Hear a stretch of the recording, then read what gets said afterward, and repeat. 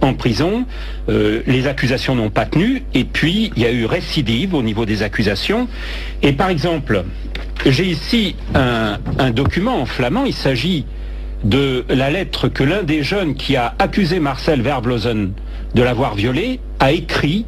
C'est validé par le bourgmestre de la ville, lettre dans laquelle il reconnaît que les accusations n'étaient pas fondées et qu'il avait été payé pour accuser Marcel Vervlosen. Et il donne les chiffres et il donne les noms des personnes qui ont payé. Il a été payé combien? Alors là, il y a 10 000 francs belges, à nouveau 10 000 francs belges, 5 000 francs belges, etc. Ouais. Et payé par qui? Alors, il y a des noms qui sont avancés. Voilà, ça fait partie du dossier. Cette nouvelle accusation sert en fait à reconstituer un décor mensonger afin de discréditer l'enquêteur, de détourner l'attention du public ailleurs que sur son enquête, et comme nous venons de le voir, de constituer l'élément moral qui manquait pour sa précédente accusation de détention de matériel pédopornographique. D'une pierre, plusieurs coups. Cette nouvelle inculpation, particulièrement diffamante, doit également détruire la réputation et la vie de l'ancien privé trop obstiné. J'ai eu un journaliste qui disait « Je sais, monsieur Van Bussen, que vous n'êtes pas coupable, et beaucoup de mes collègues savent aussi que vous n'êtes pas coupable. Mais nous ne pouvons pas l'écrire. » Nous n'avons pas le droit de l'écrire. Oui. La rumeur que l'homme est lui-même pédophile se répand comme une traînée de poudre de perlimpinpin, qui vient opportunément, du coup, masquer l'effroyable réalité révélée par les CD-ROM de Zandvoort, découvert par Marcel Vervlosen. Marcel Vervlosen devient alors l'homme à battre, la cible d'un appareil judiciaire qui vient de mettre le nez dans son incompétence, laquelle se révèle en fait être une implication criminelle. Parfaitement, le comportement de l'appareil judiciaire prouve sa propre implication. Celui-ci est bel et bien instrumentalisé pour protéger les criminels. La force du milieu est très simple. On ne peut pas diffuser la moindre photo de victime. Si demain je diffuse la photo d'une victime, pour la retrouver, je serai poursuivi. Si demain on publie la photo d'un bourreau, pour l'identifier et le retrouver, on sera poursuivi. Parce qu'il est prétendu que l'on viole la loi sur la vie privée.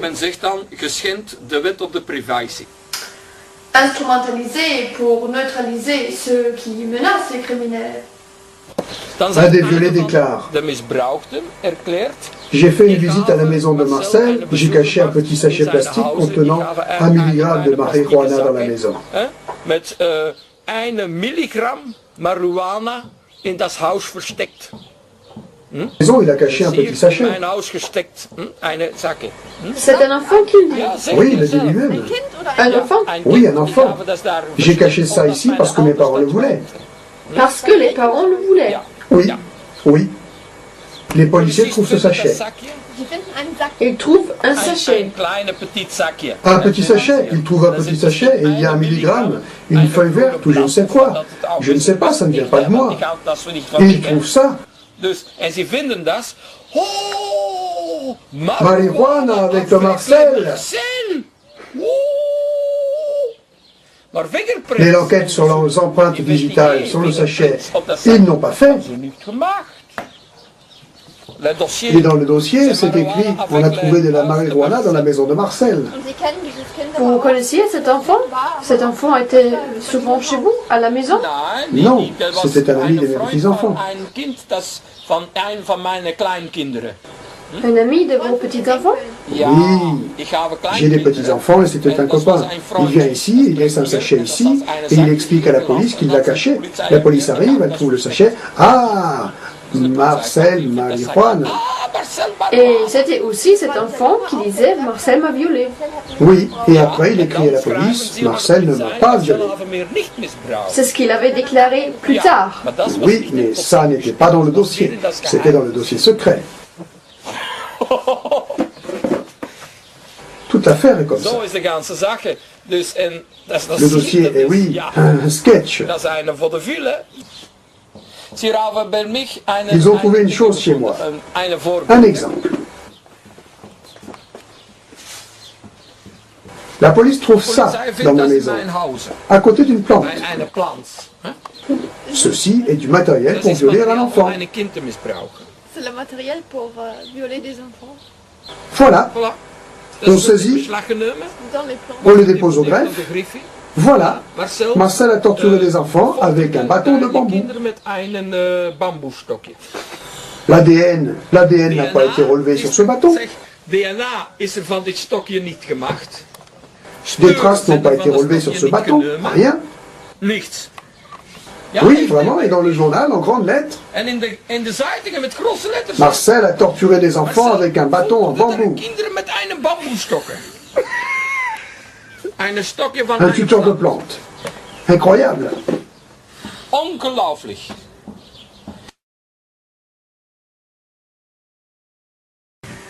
Nous sommes en 1998.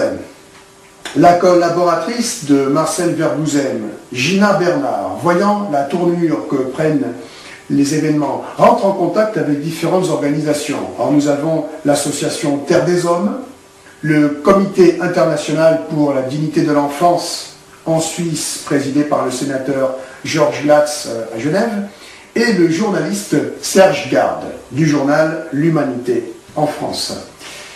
C'est elle, à ce moment-là, qui aurait remis à ce journaliste, Serge Garde, une copie du premier CD-ROM récupéré par Marcel Verbouzem.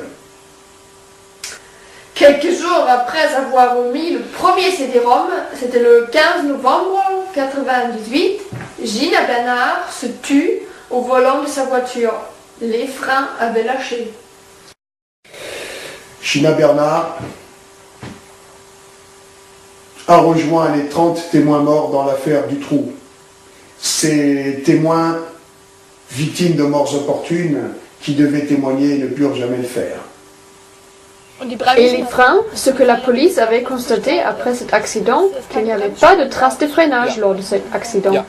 Oui, que cette demoiselle a fait 2 jours avant une déclaration de menace de mort, ça c'est un hasard. C'est le je ne sais pas la combienième victime qui est tombée, comme dans le livre de Douglas de Koning, tout le monde meurt, ils sont tous tombés.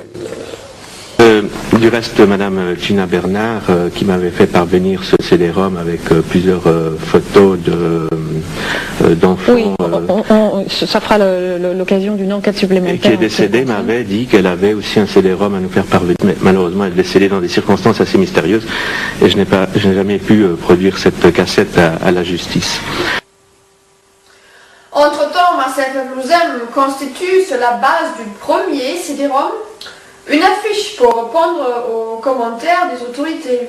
Marcel Verbouzem estime impératif de contrecarrer la campagne d'omerta et d'intox et d'alerter l'opinion publique. La police et les services secrets belges entreprennent alors une véritable chasse aux sorcières pour retirer l'affiche de la circulation. La police et la justice n'ont rien fait, seulement des recherches pour trouver l'affiche au plus vite et pour saisir le matériel et le mettre dans un dossier qui n'était plus accessible pour personne.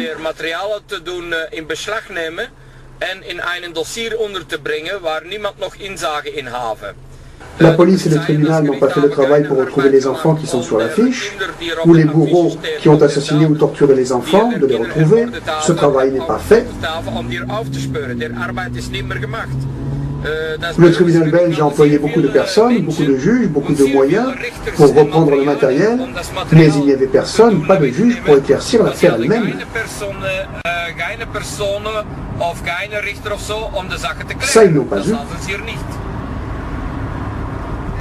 La question c'est pourquoi ont-ils voulu récupérer cette affiche? Je pense qu'ils avaient très peur en ce qui concerne les photos qui sont sur l'affiche, s'agissant aussi d'un enfant assassiné et des enfants torturés. Parce que la police et la justice ont toujours déclaré que les CD-ROM n'étaient pas importants, que le matériel n'était pas important. Avec la publication de l'affiche, le public pouvait voir également que c'était évidemment très important. Et c'est ce qu'ils voulaient éviter.